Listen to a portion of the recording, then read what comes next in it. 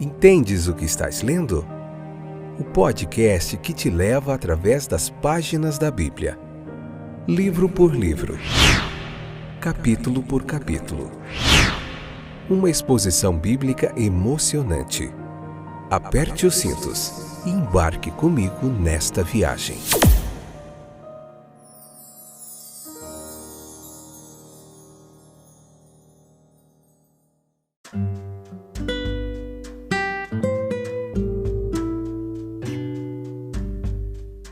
Sou o Fábio e esse é mais um fantástico episódio do podcast Entendes o que estás lendo? Hoje daremos início ao último capítulo do Evangelho de Lucas, episódio número 351. Essa é a quarta temporada, capítulo 24 do Evangelho de Lucas. Vamos ver em 4 episódios, finalizar esse livro e depois vamos para Levítico. Tudo bem com vocês? Uma alegria imensa tê-los de volta aqui comigo para nós juntos aprendermos mais um pouquinho da Palavra de Deus. Esse é um momento precioso de acalmar o coração, de respirar fundo e aprender as lições preciosas da Palavra de Deus. Esse é um tempo muito especial que nós dedicamos a aprender um pouquinho o que o texto bíblico tem a nos ensinar.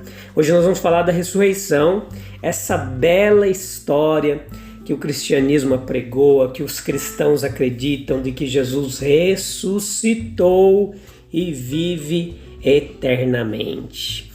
Tá bom? Você acredita nisso? Vamos falar sobre essa ressurreição, o relatório das mulheres ali, aos 11, ao resto. Vamos falar um pouquinho dos discípulos no caminho de Emaús. Durante vários episódios a gente vai discorrer, explicar capítulo por capítulo aqui, versículo por versículo, nessa oportunidade que você tem de aprender muita teologia bíblica gratuitamente. A um clique aí do seu dedo no celular, no computador, você pode compartilhar com aqueles que você gosta, com aqueles que você ama, com aqueles que você sabe que tem interesse em aprender mais da Palavra de Deus. Estamos aqui para explicá-la de forma clara e objetiva para você, tá bom? Com todo carinho e dedicação. Então veja que essa história simples ali, despretensiosa da ressurreição, como aqui é narrada no capítulo 24, que você pode ler lá e depois vir ouvir a explicação, ela traz à tona outras verdades que não somente aquele grande supremo fato da ressurreição de nosso Senhor. As mulheres, elas não pensaram em abandonar aquele a quem amavam, mas a quem o mundo odiava e agora havia matado. De manhã bem cedo, o texto nos fala que elas chegaram ali aonde Jesus estava, ao sepulcro. O verdadeiro amor ao nosso Senhor resistiu todos os testes ali que elas passaram. O verdadeiro amor, ele sobreviverá às inimizades e oposições de uma sociedade indiferente ou hostil. Muitas vezes a mensagem do Evangelho não será afetada por eles de forma nenhuma, exceto, de fato, para ser fortalecido e aprofundado. Nós sabemos por Marcos, lá, o Evangelho de Marcos, no capítulo 16, versículo 3, ele relata que essas mulheres, elas estavam cheias de apreensão, de temor, por não conseguirem tirar a pedra do túmulo. Essa era uma preocupação, como que elas tirariam aquela pedra pesada? Mas mesmo assim, mesmo com preocupação, elas seguiram o seu caminho para cumprir o seu ofício sagrado. E quando chegaram ao local, versículo 2, descobriram que a sua dificuldade havia desaparecido. Essa é a experiência comum, meus queridos. Aprenda isso. De Deus em Cristo. Do homem que está sempre desejoso de cumprir o seu dever. No temor de Deus. Do trabalhador cristão. Quem vai tirar essa pedra do caminho? Nós perguntamos timidamente, apreensivamente, como vamos superar essa barreira intransponível no nosso caminho? Como nossa fraqueza prevalecerá contra obstáculos tão sólidos diante de nós? Sigamos nosso caminho de fé, de dever, de serviço amoroso e então nós descobriremos com grande alegria que o obstáculo desapareceu, o caminho está aberto, a meta ao nosso alcance, o serviço dentro do compasso de nossos poderes. Essas mulheres, elas encontraram um túmulo vazio, visitantes do mundo invisível, uma mensagem inesperada, embora muito bem-vinda. E em vez de uma triste comprovação, elas encontraram uma nova esperança, muito boa e muito grande para ser mantida de uma só vez no coração. Então Pedro também foi objeto de espanto. Veja no versículo 12 que Deus ele tem as suas surpresas misericordiosas para nós à medida que prosseguimos no nosso caminho. Ele pode nos surpreender permitindo um medo repentino ou uma tristeza repentina, mas também Ele nos surpreende com uma paz inesperada, com uma alegria inesperada, com uma nova e estranha esperança. Em pouco tempo Ele nos apresentará a abençoada surpresa das realidades celestiais. O versículo 4 diz que os anjos estavam ali para prestar serviço, eles sempre estão dispostos a prestar serviço na grande obra redentora. Por que nós devemos pensar no céu como algo além das estrelas? Por que não pensar que nos envolve toda a glória celestial por todos os lados, apenas separado de nós por um fino véu, através do qual os nossos sentidos mortais não podem passar para seus gloriosos espetáculos e suas abençoadas harmonias? Nem as mulheres maravilhadas, nem os apóstolos incrédulos podiam acreditar no que havia acontecido. A ressurreição então foi descoberta. O ofício de amor parece ter sido deixado em grande parte para as mulheres, pois são elas que se dirigem na madrugada do primeiro dia da semana ao sepulcro. Elas parecem não ter conhecimento, pois não tinham apreensão da guarda romana que foi manifestamente colocada no sepulcro no sábado judaico, quando os discípulos e as mulheres estavam mantendo o dia triste na mais estrita privacidade. A sua única apreensão era como remover a pedra, mas, como tantas dificuldades aprendidas, descobriu-se que desapareceu. Algumas mãos mais fortes do que as das mulheres haviam antes delas rolado a pedra, e não lhes deixou dificuldade em descobrir um túmulo vazio. Os versículos aqui nos traz lições preciosas. Nos diz que elas haviam empregado a noite depois que o sábado havia passado na preparação de tudo que era necessário para embalsamar completamente e finalmente o corpo do Salvador.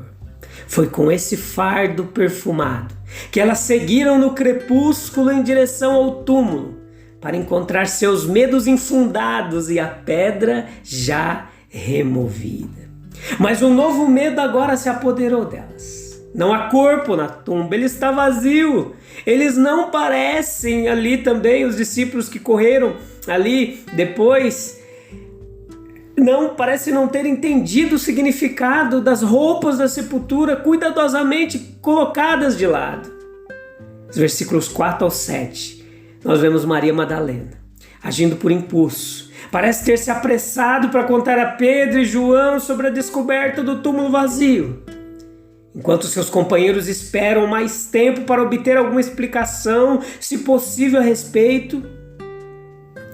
E as mulheres que esperam não ficam desapontadas. Anjos aparecem em trajes brilhantes, e enquanto as mulheres se afundam diante daquele temor aterrorizadas, eles passam a tranquilizá-las com as boas novas. Por que buscais o vivente entre os mortos? Ele não está aqui, mas ressuscitou. a voz estando ele ainda na Galileia, dizendo: o Filho do Homem será entregue nas mãos de homens pecadores, será crucificado e ao terceiro dia ressurgirá. Foram os anjos que os lembraram da promessa da ressurreição e como ela agora foi inteiramente cumprida. Esta é a segunda etapa, portanto, na descoberta da ressurreição. O medo das mulheres era que os judeus tivessem ficado com o corpo, mas não poderia ter havido tal conspiração realizada pela simples razão de que se eles tivessem recebido o corpo e ele não tivesse ressuscitado, eles poderiam ter produzido tal evidência no Pentecostes, que teria derrubado o testemunho apostólico e impedido a perseguição ali seria impedida a inauguração da sociedade cristã. Veja que o relatório das mulheres aos 11, aos restos, foi bastante razoável. Supor que Maria Madalena foi a precursora do resto. E através de seu relato, ela induziu Pedro e João a partirem imediatamente para o sepulcro, enquanto o corpo principal ali das mulheres, consistindo de Joana, Maria mãe de Tiago e outras mulheres, elas voltaram mais vagarosamente para fazer seu relatório. Em todo caso, a narrativa de Lucas implica tudo o que é dado por Mateus e por João também. Pois os discípulos que foram a Emaús, eles dizem claramente que alguns dos discípulos eles foram ao sepulcro e encontraram como as mulheres haviam dito, mas não o viram. Versículo 24, dando a entender que as mulheres em seu relato falaram de ter visto o Mestre. Versículo 11, veja que os pobres discípulos estão, no entanto, tão dominados pela tristeza e desapontamento que estão totalmente despreparados para o anúncio da ressurreição.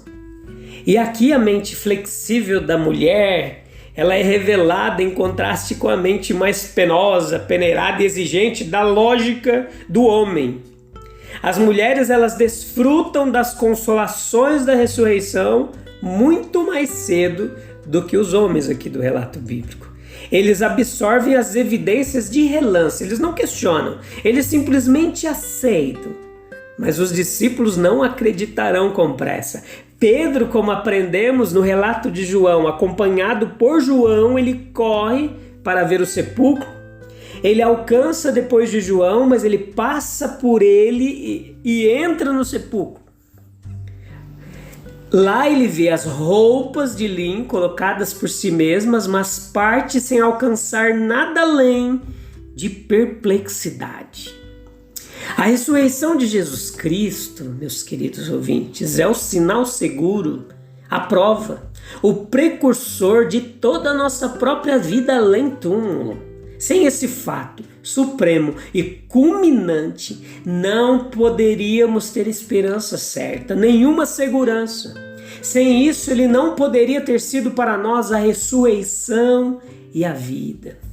Nós podemos ir ao túmulo e chorar lá como as irmãs tristes de Betânia. Nós podemos cuidar de seu túmulo com o cuidado que é o simples estímulo de pura e profunda afeição. Mas vamos aprender a dissociar os nossos pensamentos de nossos amigos falecidos na sepultura. Eles não estão lá. Não procuremos entre os mortos o vivo. Ali repousam seus restos mortais, mas eles mesmos estão com Deus, com o Salvador, cuja presença e amizade são de grande alegria. Com os santos e verdadeiros que subiram aos céus, eles estão na luz e no amor e na alegria do lar. Vamos nos debruçar sobre isso e nos confortar e confortar uns aos outros com esses pensamentos. Veja do versículo 13 ao 32 que os discípulos ali no caminho de Emaús, um grande favor que ele concedeu a esses dois homens, porque nós perguntamos, foi prestado a eles. De um nem sabemos o seu nome, do outro nada mais que o seu nome. Porque um privilégio tão raro e alto foi concedido a esses discípulos obscuros e não aos mais proeminentes e ativos. Na verdade, nos encontramos bastante incapazes de decidir quem é o mais apto para receber favores especiais da mão de Deus ou por quais motivos Ele deseja manifestar sua presença e seu poder. As suas escolhas, nós temos certezas, não podem ser arbitrárias e irracionais. Não. Mas Deus, ele deve ter não apenas uma razão, mas a melhor razão para tudo que ele faz. Mas muitas vezes não podemos entrar nas razões de sua escolha. Elas estão além do nosso alcance. Esses dois homens, eles estavam andando e conversando com Cristo, recebendo sua verdade e respondendo ao seu apelo. Seus corações ardendo dentro deles, enquanto mantinham uma doce e sagrada relação com Ele. No entanto, eles não reconheceram, eles não tinham ideia de que estavam tendo comunhão com o Senhor.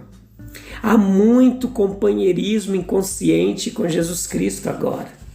Os homens são levados à crença da verdade, impressionados com as reivindicações soberanas de Deus sobre seu serviço e de Jesus Cristo sobre seu amor. O fato é que muitas vezes eles estão andando no caminho da vida com Cristo, mas seus olhos estão fechados para que não conheçam. O nosso mestre era tão gentil e atencioso, e aqui ele emprega uma expressão muito forte, uma linguagem da censura séria, de uma censura séria e uma repreensão pesada. Os discípulos de Cristo, ele falou, deveriam ter lido melhor suas escrituras e deveriam ter atendido a reiterada advertência e promessa que ele mesmo lhes havia dado de sua morte e ressurreição.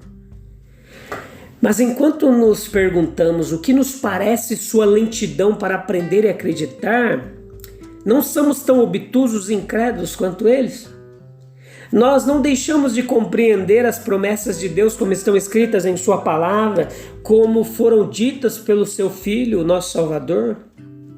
Quando acontecem aquelas coisas que devemos esperar que aconteçam em conexão com o ensino da verdade divina, quando o Espírito de Deus opera poderosa e misericordiosamente nas almas dos homens, quando corações duros são partidos e vontades obstinadas são subjugadas à obediência de Cristo, quando vidas erradas e vergonhosas são transformadas em puras e santas, quando o reino de Deus vier entre nós, não estamos surpresos e incrédulos também, meus queridos?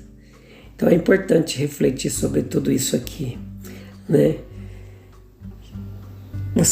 Espero que esteja tudo jóia com você, que você tenha aprendido mais um pouquinho aqui desse texto.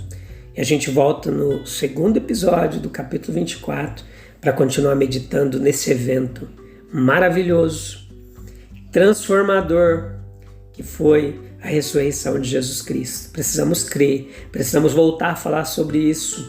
Mais do que a morte, falar que Ele está vivo, Ele ressuscitou. E Ele está entre nós, tá bom? Diz que jamais nos abandonaria. Acredite nisso.